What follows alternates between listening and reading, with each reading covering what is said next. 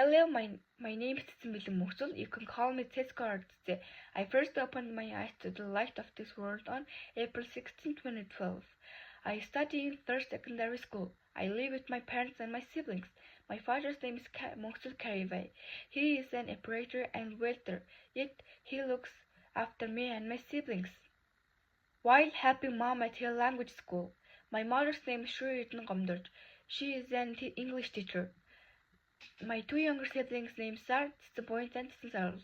Both of my younger siblings go to school. I have many hobbies and interests. I like playing volleyball, table tennis, and basketball.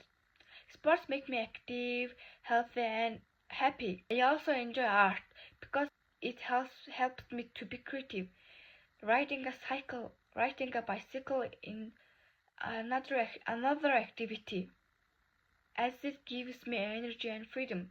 In conclusion, I am a hardworking student who loves my family and enjoy many hobbies such as art, cycling. I always try to improve myself. Learning new things, follow my dreams. I believe that with effort and